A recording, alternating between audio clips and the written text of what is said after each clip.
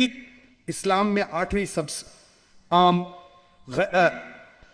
गलत फहमी ये है कि जब इस्लाम मूर्ति पूजा के खिलाफ है तो मुसलमान कबा की पूजा क्यों कर दे है इन गप्ते हैं।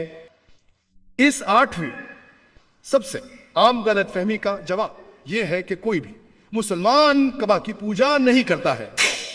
कबा हमारी दिशा है।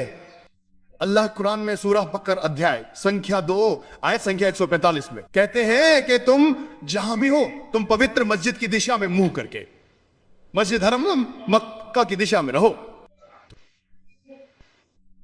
इसलिए काबा हमारी दिशा है। हम लीजिए अगर आप नमाज अदा करना चाहते हैं तो कुछ लोग कहेंगे चलो उत्तर की ओर नमाज अदा करते हैं, कुछ लोग कहेंगे चलो पूर्व की ओर नमाज अदा करते हैं, कुछ लोग कहेंगे चलो पूर्व की ओर नमाज अदा करते हैं, कुछ लोग कहेंगे चलो पश्चिम की ओर नमाज अदा करते हैं। आप किस दिशा में नमाज अदा करते हैं? तो एकता के लिए अल्लाह ने दुनिया के सभी मुसलमानों को कबा की ओर मुंह करके नमाज अदा करने को कहा है। किबला एक दिशा है तो काबा हमारा किबला है। एकता के लिए हम दिशा में मुंह करके चलते हैं। कोई भी मुसलमान कबा की इबादत नहीं करता, ये एकमात्र दिशा है। और 1154 में मुसलमान अलूसी पहले व्यक्ति थे जिन्होंने दुनिया का नक्शा बनाया। और मुसलमान दुनिया का नक्शा बनाने वाले पहले व्यक्ति थे।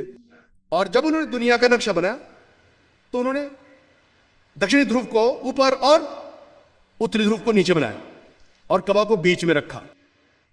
बाद में पश्चिमी मानचित्रकार आए और उन्होंने नक्शे को उल्टा कर दिया, उत्तरी ध्रुव ऊपर दक्षिणी ध्रुव, लेकिन फिर भी कबा बीच में था। अल्हम्दुलिल्लाह। इसलिए इस्लाम कहता है कि आप चाहे कहीं भी हो, अगर आप कबा के उत्तर में रहते हैं तो दक्षिण की ओर नमाज पढ़े। अगर आप कबा के दक्षिण में रहते हैं तो उत्तर में, अगर आप कबा के पूर्व में हैं तो पश्चिम की ओर नमाज पढ़े, और अगर आप कबा के पश्चिम में हैं तो पूर्व की ओर नमाज पढ़ें। एकता के लिए हम सभी मुसलमान एक ही दिशा में मुंह करके चलते हैं। जब हम मुसलमान हज के लिए उम्रा के लिए जाते हैं तो हम कबा की परिक्रमा करते हुए तवा करते हैं। हम परिक्रमा क्यों करते हैं? क्योंकि हम जानते हैं कि हर घेरे का एक केंद्र होता है। हम अल्लाह को गवाही दे रहे हैं कि एक ही खुदा है। अगर आप इस्लाम के दूसरे खलीफा हजरत उमर रज़ी अल्लाह अन्हु की बातों को जानते हैं,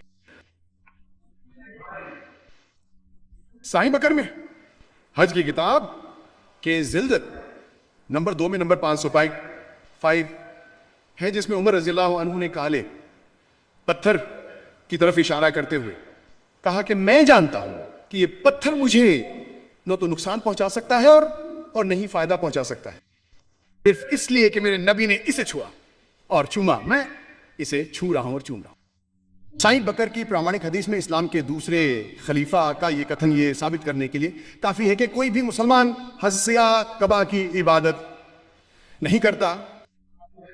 ये हमें न तो फायदा पहुंचा सकता है और न ही नुकसान पहुंचा सकता है। हम इसे सिर्फ इसलिए चूमते और छूते हैं क्योंकि नबी ने इसे चूमा और छुआ है। और एक और सबूत यह है कि नबी के समय में सहाबा थे जो कबा पर खड़े होकर अजान देते थे और नमाज के लिए अजान देते थे। हम हजरत उमर रज़ी अल्लाह अन्हु को जानते हैं क्योंकि उनकी आवाज अच्छी थी। पैगंबर वसल्लम ने कहा कि कबा के ऊपर जाओ और अजान दो और नमाज के लिए अजान दो। कोई भी मूर्ति पूजक उस मूर्ति पे खड़ा होगा जिसकी वो पूजा करता है।